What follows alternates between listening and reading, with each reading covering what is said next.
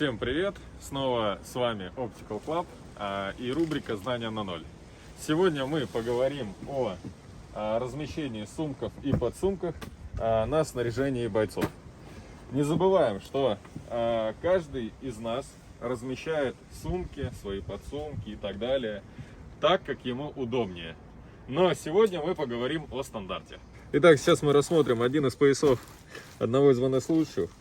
Как мне кажется, он собрал его непрактично. Почему? Разберем в данном случае прямо сейчас. То есть у нас сначала на поясе должно находиться подсумки для магазинов, для того, чтобы военнослужащему было удобно доставать как правой рукой, так и левой рукой магазины и, соответственно, снаряжать автомат.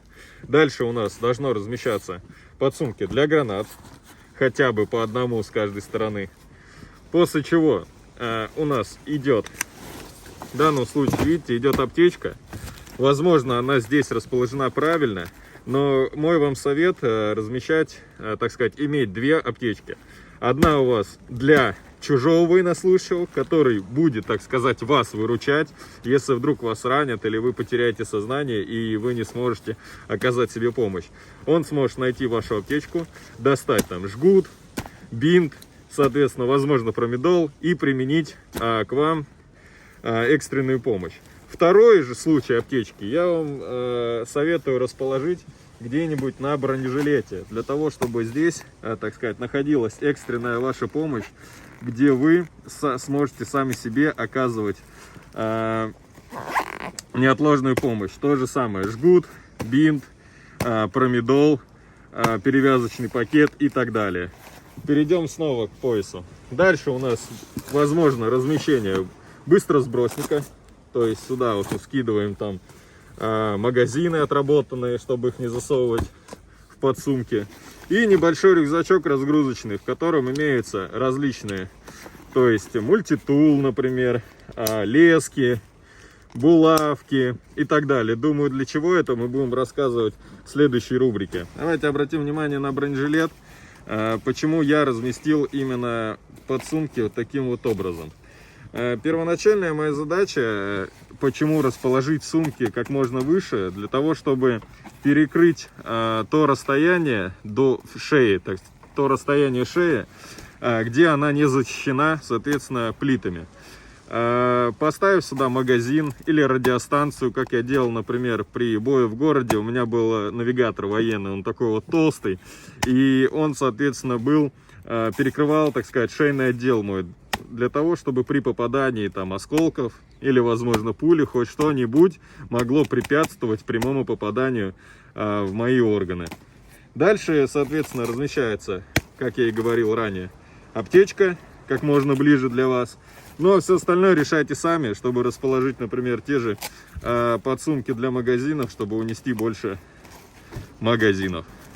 Итак, у нас еще имеются боковые, так сказать, липучки, боковая система, на которой мы можем разместить, в данном случае я разместил сумку для вогов и дополнительный магазин, так сказать, конечный подсумок для двух магазинов, для самых крайних. И давайте рассмотрим, как это будет влиять, так сказать, на бой, на ваше продвижение в бою и так далее. То есть перед вами размещается аптечка, как мы говорили ранее. Чуть что, вы можете достать то, что вам потребуется. Соответственно, магазины, если у вас будут размещены правильно, будут вот с этой стороны размещаться ваши подсумки для магазинов, где вы можете менять магазин как правой рукой, как, соответственно, и левой рукой. Дальше сумки для гранат, ваша разгрузочная сумка, дополнительная аптечка для вашего товарища, который будет вас спасать. Соответственно, возможно, карман для радиостанции, который будет сзади проходить и уходить вам в уши. В принципе, мы рассмотрели сейчас самый оптимальный вариант. Как вы видите, здесь, я и говорил, разместил сумку для вогов. И здесь самый крайний магазин на всякий случай.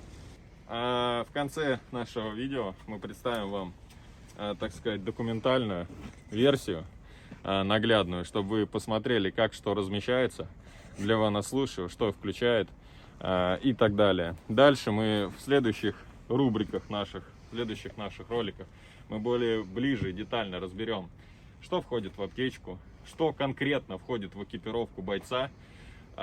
И дальше будет больше. Спасибо всем за внимание. Не забываем подписываться, ставить лайки, отмечать колокольчик, чтобы не пропустить наши видео. Всем рады, всем пока.